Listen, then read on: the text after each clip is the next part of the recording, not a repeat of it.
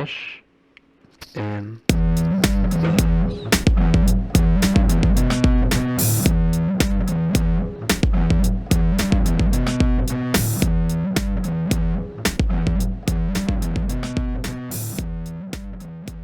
All right, welcome back to another episode of Fresh and Buds. I'm your host, Tommy Fresh. You guys are all my buds. I hope everybody's doing well today. Today in the States where I am residing in, it is Thanksgiving.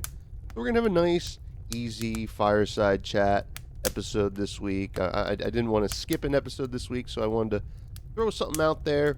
We're going to have some listener questions. We're just going to relax. Hopefully have some hot cocoa. It's a little chilly here in New Jersey, so we're all bundled up. And we're next to the fire here, and we are going to, answer some questions. We have some letters, some notes from some friends of the podcast talking about what they're thankful for. And we'll talk a little bit about what I'm thankful for as well. So, without further ado, I think we'll get right into it. We're going to start with some listener questions. First of all, I want to give a shout out to the Discord, the Buds.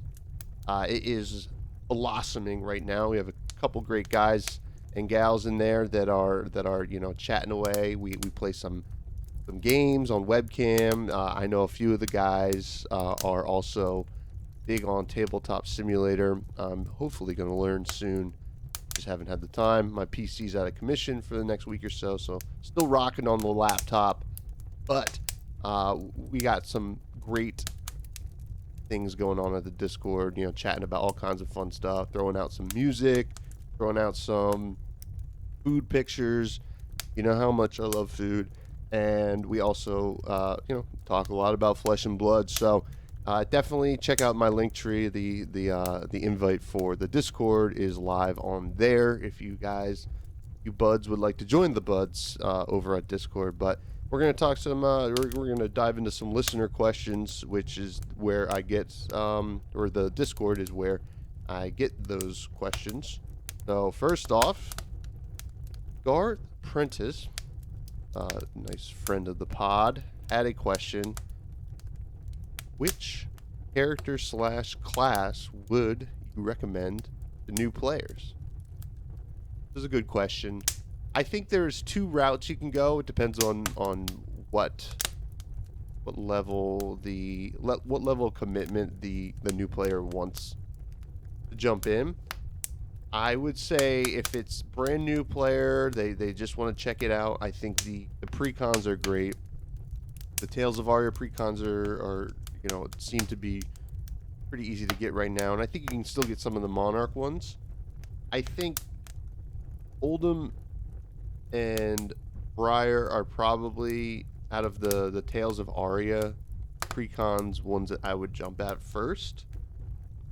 And then, well, I don't want to recommend Chain, but I think Bolton and Levia are good ones to jump into from Monarch. However, outside of that, if you want to jump in with some, I guess, more simplistic, less obviously not talented heroes, I would go for Rhino. I always like to recommend Rhino. It's pretty straightforward. You just kind of want to smash, right? You kind of just hit with big attacks. Pretty easy to explain to a new player. It's like, hey, this is what he wants to do, and this is what you gotta do. So you just slam with big attacks. And then another one I like to recommend to new players is Dorinthia. I like the juxtaposition of caring about your weapon as opposed to Rhino, where it is the big attack actions, as opposed to, I think Dorinthia really helps people understand attack reactions and buffs, why a certain plan is important. So I think those are the two heroes I tend to recommend more. Like if you want to really jump in and order some cards, and you can get a budget Rhinar and Dorinthia deck pretty easily, like a bare bones, like a lot of commons and rares as opposed to any majestics or legendaries. I think it's pretty easy, and a lot of LGSs with good communities will have like learn to play decks. I know that my LGS has them. It's a great way to introduce people. I introduced my lady with those two decks. I built a learn to play Rhino deck and a learn to play Dorinthia deck, and I found it was the easiest to teach, and the most straightforward gameplay. So that's where I would land in terms of recommending character in class. I think you can go in on Ninja, like Katsu or Ira as well, but personally, I enjoy Dorinthia and Rhinar kind of as two ends of the spectrum on Flesh and Blood. But yeah, great question, Darth Prentice. I hope that helps. Next is another longtime listener, Marxist, had a question on Discord. What is the new Fable in Everfest going to be, in my opinion? Oh, this is an interesting one. I've thought about it quite a bit. I think based on what we've seen lately, landscape, Bard, Fabled, I think the circus landscape art that we saw when Everfest was announced definitely has to be in the running for a landscape Fable. I wouldn't be surprised. I think it would be cool to get a new shard or a new gem. I think it's supposed to be one more. According to the Rudy thing, where I don't know how much you take stock in that, but there was some rumors about a guardian gem or shard or something like that. So I also wouldn't be surprised if we see that. And honestly, it could be anything else. But if I were a betting man, which I can be sometimes, obviously I play a lot of root decks, roll of dice, I would say that the circus, carnival, Everfest landscape is the front runner for the new Fable in Everfest. So yeah, that's where I land on the new Fabled. And next we have Seth on Discord. He pointed out on the side of the Everfest box that it mentions elixirs and trinkets, etc. From what you can see on the announcement, smaller side of the box, it looks like it mentions like elixirs and trinkets and something else and more. So, kind of asked my opinion on that. I feel like that is going to be that's obviously hinting at a lot of items, which is cool. I think items are great, and something that I'll get into in a bit. Going to help build out my cube. I think items are great for a cube. I am building a Flesh and Blood draft cube. It is very much in the works right now. I'm gonna have to proxy some cards. Obviously, I don't have some of the Fableds that I want to throw in there.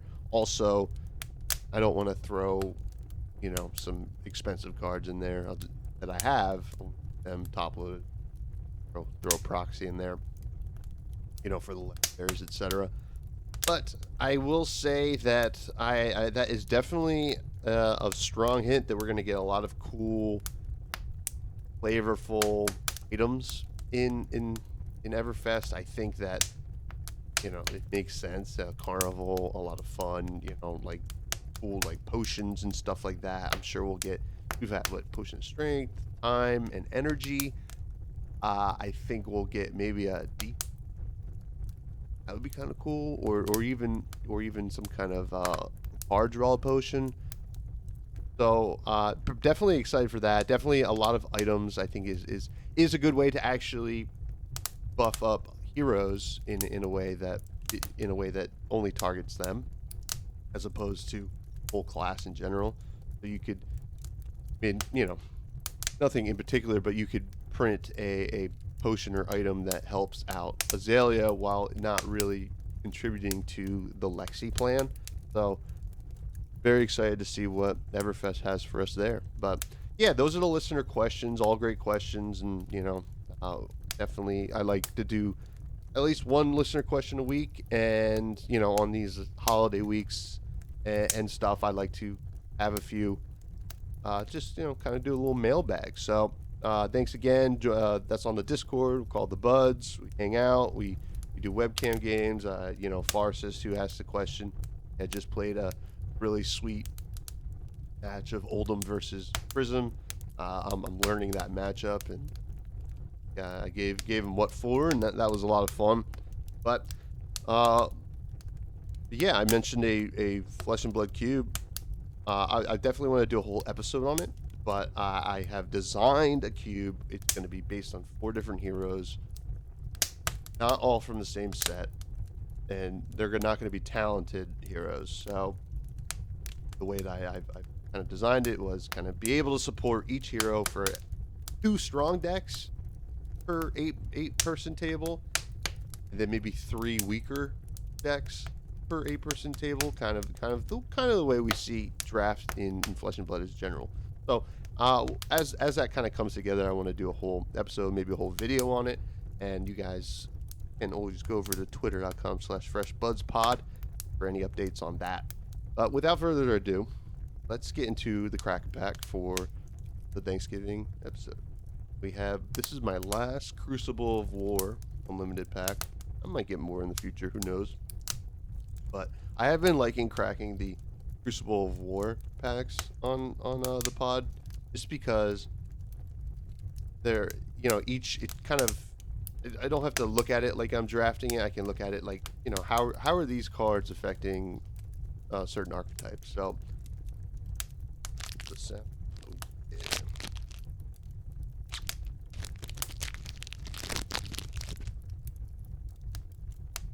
all right, first off is the blue meet and greet. This is a great card in all the Runeblade decks. Not all of them, but it does see play in Chain and definitely Viscerai. If you don't know, if meet and greet hits, create a root chant token. If you dealt arcane damage to an opposing hero this turn, go again. You set up with a root chant first, maybe grasp, throw out meet and hits, go again. Really helps those go wide strategies in Runeblade, and hopefully Everfest doesn't push Runeblade any more than it has, but we will see. Also, one side note that we do, I think this upcoming weekend, last weekend of different nationals around the world, what I saw on the website. So maybe we'll get some news next week in terms of, maybe if LSS is going to do anything to Big Bad Briar, but we will see.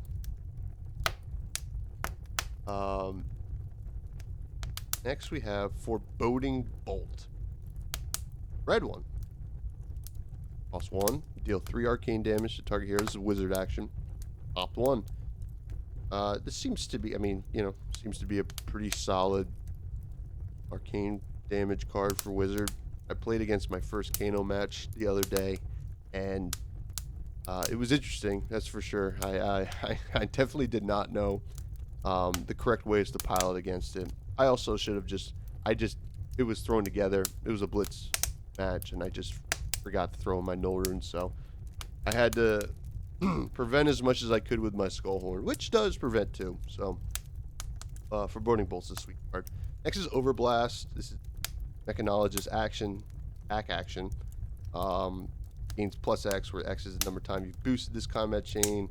Starts at 4. This is the yellow one. It's an okay card. We discussed it last week with Flake. I don't think these boost. What I'm looking for, the boost, like rewards, like rewarding you for boosting a lot, is not necessarily the greatest plan, but it seems to be Dash is built for pew-pewing with the old pistol. Next we have Swing Fist. Later, yellow one. This is a brute action, attack action. It costs 1. The yellow one hits for 3. Red one hits for 4. Additional cost, you discard a card at random. And it has go again. Good for go wide strategies. Pretty good rate at the red. 4 go again for 1. Yeah, not too bad. But that being said, I don't know. Really want to be playing anything lower than 5 or 6 deck. Next we have the yellow Soul Bead Strike. This is the ninja attack action. Cost 0. 3 attack, 3 defense. Hits. Go again. I'm sure the red one's better. You just get the break point. It costs 0. But stay away from the yellow, I think. Next we have Choke Slam, blue. Cost 4. This is a guardian attack action. 6 attack, 3 defense. Has crush. Deals 4 more damage to a hero. Attack action cards they control can't gain attack during their next action phase. Red one coming in. Solid.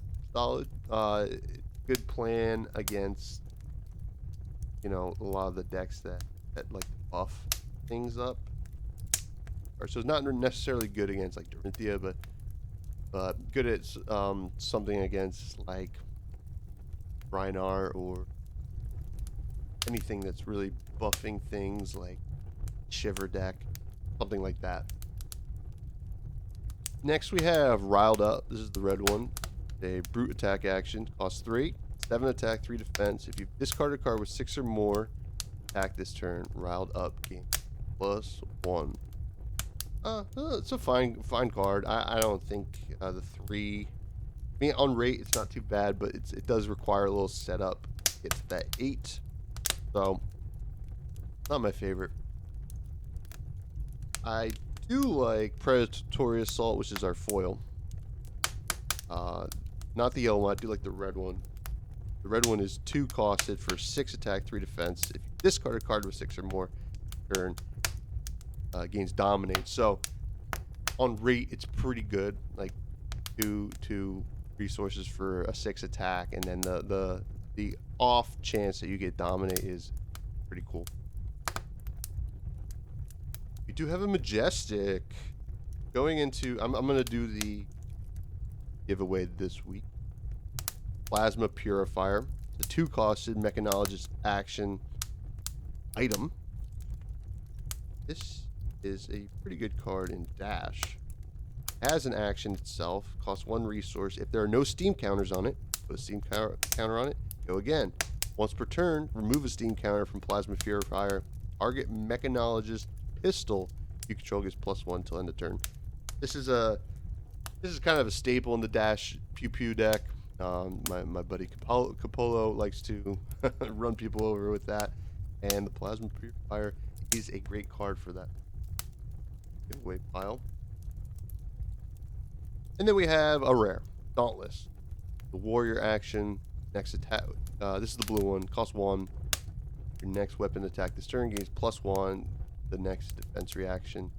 Or the defending hero plays this turn costs an additional 1. Play. I like Dauntless. I think I'd prefer the red one. But I think blue's fine. You know, buff up that thing.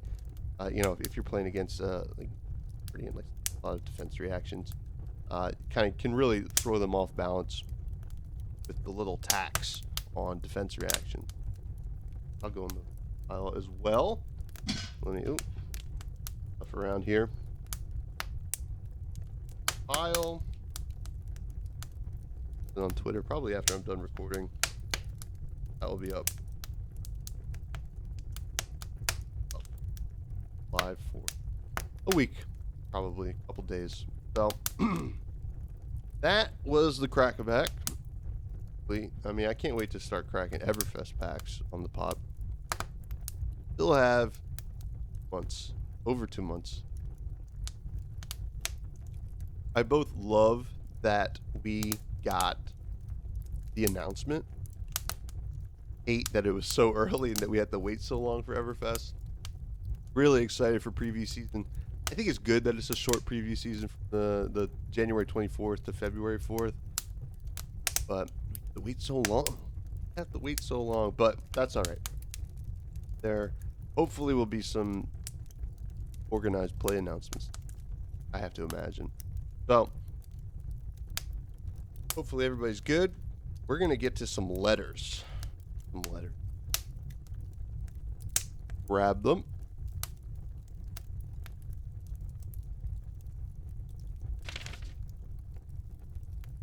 making a bunch of noise here.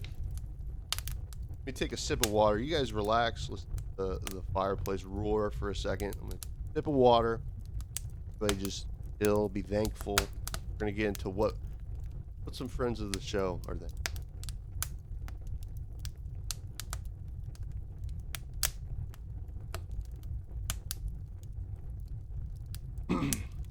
Good. Imagining being next to a roaring fire. Cocoa. That's talking. So here I have a letter. Sorry about that. There's some Thanksgiving. I don't know if you guys can hear it, but there's some Thanksgiving feast being made in the kitchen. A couple rooms over, and I heard the KitchenAid mixer going off. So I was like, oh, but maybe you probably can't because I can barely hear it. But that being said, we're gonna get to this first letter. We have a letter from former guests on the show. A lot of these are actually former guests. Taylor Morrow, Falcon of the West from the Attack Action Podcast. First of all, check out their podcast. They're great. They should have asked me anything on Reddit that I haven't gotten to check out because unfortunately I wasn't home while that was happening. But I'm sure it was great. Those guys are really cool, really talented players, and it's awesome that they have such a cool podcast, and I definitely enjoy it myself. But this is from Taylor Morrow. Said that. I'll read in his words. Why wouldn't I? That's his letter. He's like, all right, Taylor says, I am thankful for 3 things. 1, I get to create a dope podcast empire with my best friend. The joy to have shared this amazing game with him. Referring to Isaac, who top 8'd in Orlando. Great player, great Ranger player for all you Ranger fans out there. And 2, the culture of Flesh and Blood revolves around a local community. Our local armory is something I look forward to every week, and it has been a real boon for me during some dark times. That's great to hear. I have to agree there. I think that the fact that LSS and Flesh and Blood in general is so focused on local communities and local game stores and connecting with people and really gathering is awesome. I think it is something that is very special about this game. It definitely is what draws me to it. And 3, thankful that I have gotten the chance through Flesh and Blood to make 2 lifelong friends. Keep it fresh, buds. I couldn't have said it better myself. I have to agree with Taylor. This is awesome. I'm meeting so many new people. I've met Taylor. He's awesome. I consider him a friend, and I'm glad that he likes to keep it fresh like we do here at the Fresh and Bloods podcast. I wanted to say that I'm thankful for Taylor. Taylor was the first guest on the podcast. Obviously, didn't know each other before, and he didn't need to come on and talk, and he really, it was awesome. He didn't need to do that, and it definitely helped get this podcast off the ground. Very thankful for Taylor. Very grateful for all different kinds of Flesh and Blood podcasts. I think we all do our own thing, and I think I don't see it as competition whatsoever, but it is a great community. I appreciate Taylor. Very thankful for Taylor, and I got to get him back on the podcast, and I got to get Isaac on the podcast at some point. I know we all have busy schedules, but we will get it going. Here we go. Let me grab another letter over here. Open this one. Drew Cordell. Drew on the podcast. Drew is a great article writer. He was a great podcast guest. I would say it's one of a shining light in the Fresh and Buds podcast catalog. But yeah, his articles on Channel Fireball, and I think he does some stuff on the Wraith Times, is excellent. He's very intelligent, thoughtful, and can really communicate strategy and ways to play in a really easily, or I guess a very easy to digest way. And I think really awesome. So here is what Drew has to say. I am thankful for a well-designed game with numerous strategies and lines of play to explore. A game that keeps me coming back for more day after day. Have to agree, of course. I mean, I could have put money on Drew, really getting into the nitty-gritty of how awesome gameplay is in Flesh and Blood. Continues to say Flesh and Blood is action-packed from the start, or Flesh and Blood is action-packed from the start and is designed in a way so that players will always be able to interact with and play the game even during their opponent's turn. That's a great point. It's something that really keeps me coming back to the game as well. I feel like, every game is the decisions never stop. You don't get to like sit there and wait a lot. I mean, the most waiting you're going to do is presenting an attack and letting your opponent decide how they're going to block. And that's awesome. And finally, the game is brilliant in that it is easy to learn but difficult to master. The more time you put into learning it, the more the beauty and genius of the design unfolds in new, exciting ways. Amen to that, Drew. I think that is extremely well put. It is easy to learn, hard to master, but I think anything worth playing is going to be like that. I learned something every single time I play this game, and become more and more satisfying experience. And I want to say that I am thankful for Drew for all of the input that he gave the Fresh and Bloods podcast on Oldham and Guardian, and we're going to get him back on the podcast. We already talked about it, and we are very thankful for his articles. I love reading his articles. You should all check them out if you want to learn more about the game from even just a fundamental point.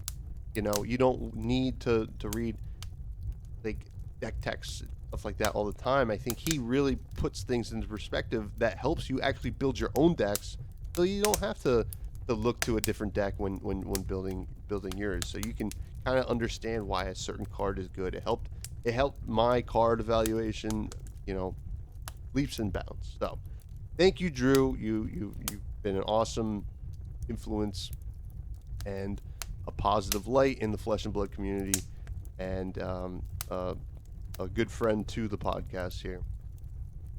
Next we have our buddy Az. Open up his letter here. Az is a big personality. He came onto the podcast a couple weeks ago, probably a month ago at this point. We talked some jank. Loves his jank. He's from over the UK. They don't celebrate Thanksgiving over there. However, I know he loves a good roast. So let's see what he has to say. Az says, "Hello, Fresh." I'm not going to do his accent. I don't think I could pull it off, honestly. But it is an immaculate accent if you go back and listen to that episode, as well as check out his YouTube channel, which is Go Again Gaming. So Az says, "Hello, Fresh. Great idea for the podcast, by the way." Oh, thank you very much. Says, "Thinking about carving a turkey all to myself as I write this. Ha ha! I knew he'd be talking about food. He has an appreciation for food just as I do. For Thanksgiving in the U.S., I just wanted to share my love and appreciation to all the folks I've met that span the globe as a result of this fantastic game. You are all amazing." Here, as I with you 100%. It is incredible. I've never met so many people. Obviously through the internet and digitally, and hopefully in person one day, that have spanned the globe. I'd say I'm thankful for the internet and technology, as I was saying, and its ability to connect everyone to the games that we all love to play, even when we cannot play Flesh and Blood. In the Flesh and Blood. Oh, I see what you did there, Az. Now, it is pretty incredible. When I first started getting into Flesh and Blood, I had never even really considered playing with a webcam. I had never really set one up like that, and that was something that was kind of opened up a whole new experience for me. So 100%, as it's been great. As he continues, I'd also like to thank LSS and the immense team there for uniting uniting us in the vision to transcend the barriers of age, race, religion, gender, and even spoken language through a common language of playing great games. Much love, Az from the UK. Go again, gaming. Wow, that's actually a great statement, Az. I really appreciate that. I think that's a great way to really sum up Flesh and Blood and what LSS has been able to do. This is it is a great game, and the common language is playing great games. We all want to play these awesome games. As LSS gets bigger and Flesh and Blood gets bigger, we're gonna be able to unite more people, and that is very exciting. And I think it is a game for everyone, and I hope nobody ever feels differently. I think the community is very welcoming, and over here at the Fresh and Buds podcast, we believe in inclusivity, and we all think that everyone should be able to play this great game, and all are welcome. You all are my buds, and I'm thankful for Az. He really brought a great, fresh, casual side of things for the podcast. It doesn't all have to be metas and stuff like that. It doesn't have to be like that. It can be fun. It could be talking about like, well, why Levia do the Doomsday to like make Blasphemet, and like coming up with these large scenarios in basically what we're looking at is just cardboard. It definitely brings some flavor, and Az has brought the flavor, and I hope he's currently not drinking. Well, hopefully he's drinking something. Hey, good cheer, and good drink. You know what I'm saying? But hopefully he's bringing the flavor with carving a turkey all to himself. But thank you, Az. I appreciate the letter. Next, let me take another sip of water here.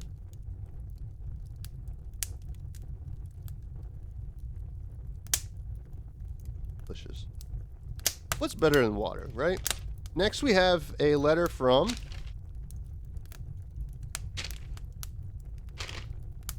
Flake, aka Matt DeMarco, who was on the podcast last week. Flake is a good friend of mine, and he is a stand-up gentleman, and I think very positive influence on Flesh and Blood, and it seems to be card games in general.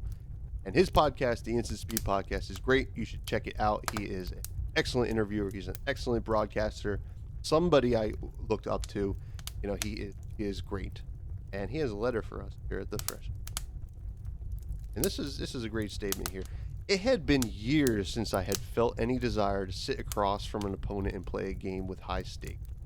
Playing Flesh and Blood at the Canadian Nationals and ProQuest reignited a competitive fire that I thought had burnt out years ago. I am so thankful for the community and positive culture that has given me that spark back. Amen, Flake. I gotta say that really resonates with me. That sitting across from someone in a competitive setting is something I didn't know I missed so much. I had played competitive Magic for a long time, and I think that that it kind of forget what it's like in those high stakes situations, and it's a lot of fun, and it really definitely drives people to want to get better. And sometimes when you're playing on a digital game and you're not just a name on the screen, right, that is theoretically sitting across from you, it doesn't feel real. It doesn't feel human all the time, and not to say it can't, but it does feel just a little bit colder, and I think we need some warmth in this world. It's a crazy time right now, and I think that sitting across from someone and playing a game is just so much fun, honestly, and it's an entirely different ball game than the digital sphere, I would say. So thank you, Flake, and I'm thankful for Flake. He was very, very gracious and just easy to work with last week. While I was having technical difficulties, I was very stressed out about it. I still don't have the part for my PC, and we had recorded a whole 30 minutes of a podcast that we lost, and I think a lot of people out there might have just said, you know what, let's just skip the podcast, and I appreciate that Flake was like, you know what, let's find some time to get it done, and that's what we did, and that was completely so cool of Flake, and I am very appreciative of him, and you should definitely check out all of his content, whether it's his stream, his podcast, and best. And next, one more letter here. Just sip while we're doing it. This is someone who hasn't been on the podcast, but looking to get him on in the next couple, actually. The Red Zone Rogue. People know, if you know Flesh and Blood, you know the Red Zone Rogue.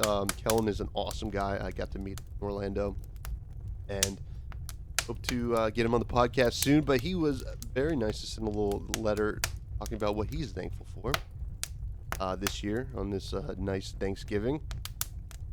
Starts by saying, I'm thankful for a lot of things, honestly. For being in the position that I'm in, for the success of Red Zone Rogue, and being able to turn my true passion into a full career, which is awesome. Very awesome. That's the dream.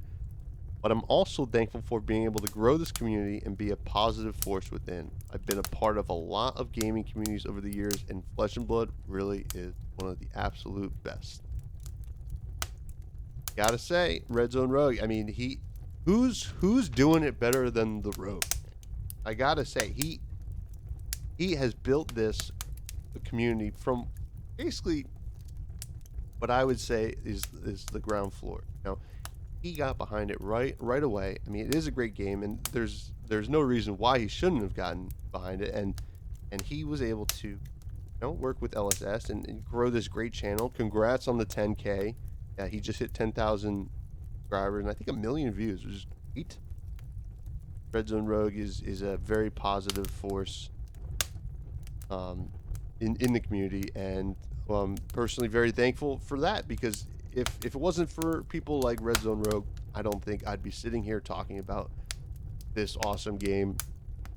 I think we owe a lot to him, and he's great. And you guys, if you don't watch his videos currently, he did an awesome interview with James White, the creator of Flesh and Blood, on his YouTube channel, which was just an absolute joy to listen to and watch. It seemed like, I gotta say, like, you don't get to see how cool of a guy James White is without a cool guy like Kellen. So, very thankful for Red Zone Rogue. Hopefully he's coming in on the podcast in the next couple weeks. You guys will have to, stay tuned for that. And, obviously any updates of that will be on the old Twitter sphere at FreshBudsPod. So, I wanted to take a little second to talk about what I'm thankful for. Definitely. Where do I start here? I'm thankful for a lot of things. I'm thankful for my health and my family. First off, you got to get those are the main big checks, right? You got to get those out of the way. Thankful for all that.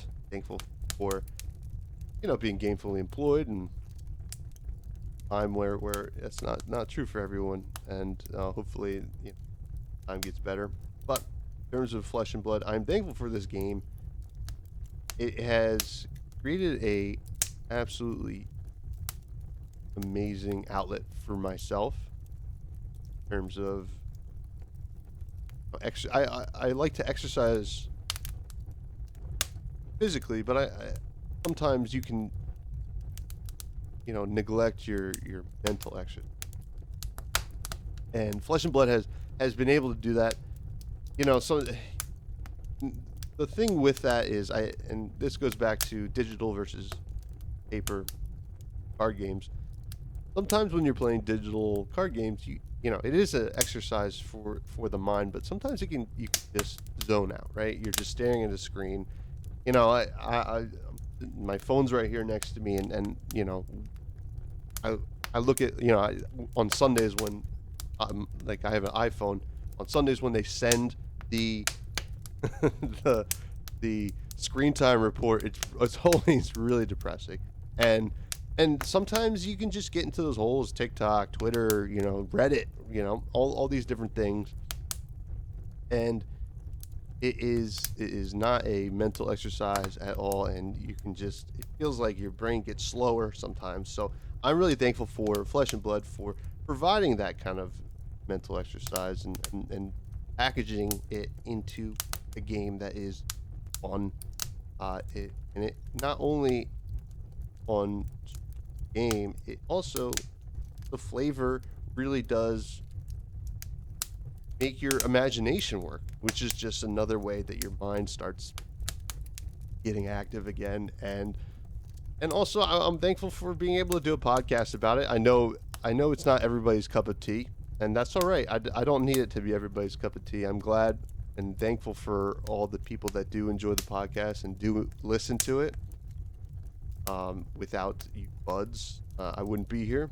You know, if I was getting no listeners, I'd probably still do the podcast because I like talking about Flesh and Blood, and I would like to continue to talk about Flesh and Blood because, you know, I don't, especially in the beginning of Flesh and Blood, I didn't know a lot of people who played. I mean, that has changed now, so I wanted to talk about it, and the way I could do that is by a podcast, and some weeks I'm just talking to myself about it, but some weeks we have great guests, and we've heard from a couple of them today, and I'm hoping to keep this going, and I'm very thankful for everything. I'm thankful for on the Discord. I'm thankful for all the people I've met. I'm thankful for LSS for creating this game, and you know, I think there are a lot of valid criticisms for LSS, but there are also a lot of valid praises for LSS. They seem to really care about their game, and I don't want to say that like I think that other game companies don't care. I think everybody cares about the game they put out, but the amount of care that LSS has for this game seems to be immense. From the way they treat content creators, from the way they treat the judges, and from the way they treat the competitive side of things. You know, this game is nothing without a competitive scene. You know, I would love for it to get to a point where it doesn't need that, but you know, that takes years. I mean, you look at Magic. Magic barely has a competitive scene right now. It has some, but it is, you know, it's at this point it is survived by, you know, mostly casual play, which is nothing wrong with that. It's going to take a long time for LSS to get to that point, and hopefully, even if they do get to that point, that they don't rest on their laurels, as it were. And this game seems to be, they're making every decision in this game with good intent, and I think that is a great way to approach a game, and very thankful for them. Excited for what they have to come out, and yeah, that's pretty much what I'm thankful for. I'm thankful for everybody, just everybody I've interacted with, outside of, you know, one or two bad apples in Flesh and Blood have been amazing. So I would like to close with that, and I hope everybody has a great holiday if you celebrate. If not, I hope you have a great weekend. You guys can find me on Twitter at FreshBudsPod. You can email the show at freshbudspod@gmail.com.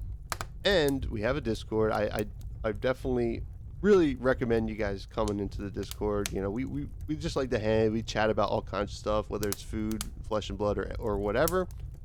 And Yeah. It's we have the YouTube. You might be listening on YouTube, but I'll be posting. I'll probably do a video on the cube coming in the next couple weeks as I finish it.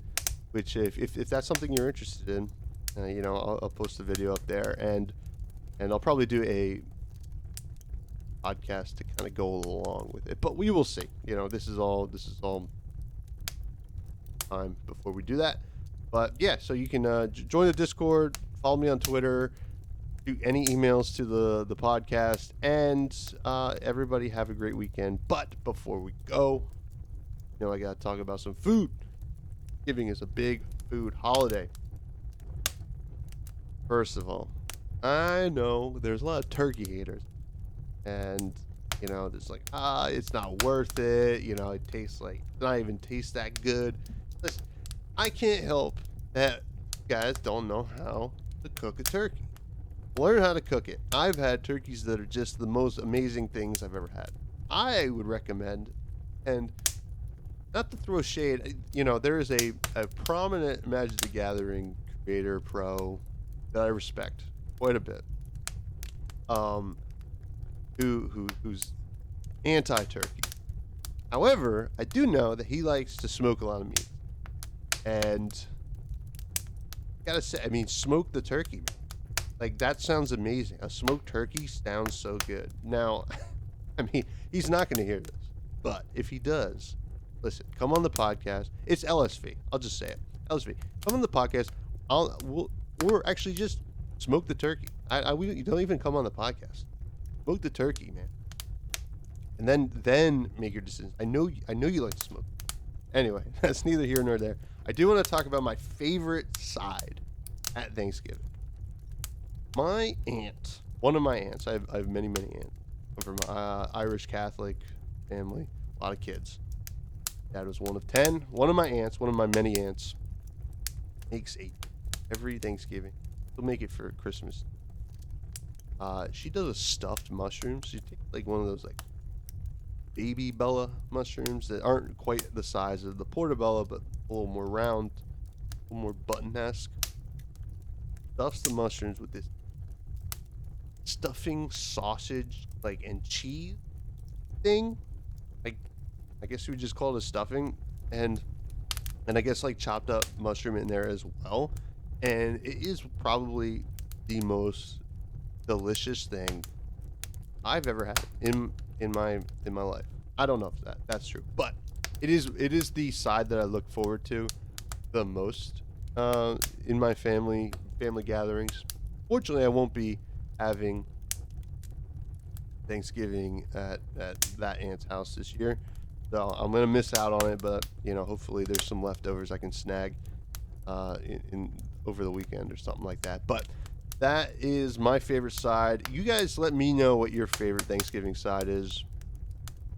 You can, in the comments on YouTube, or you can just at me on Twitter, or tell me how much turkey sucks. Whatever, I'll take it, and I'll just argue with you. Now there is a lot of work in turkey. I understand maybe that the argument is not that turkey's bad. It's just a lot of work to make turkey good. And I will accept that argument. However, just LSV, just smoke the turkey. I want you to just smoke a turkey and then tell us. So maybe he has, and I'm just way off base. But that is going to do it for this week's episode. I know it's a little bit shorter, but it's the holiday. But I wanted to get something out. I wanted to talk a little bit about everything I was thankful for, and hopefully guys have a great weekend, great holiday, and we will talk next week.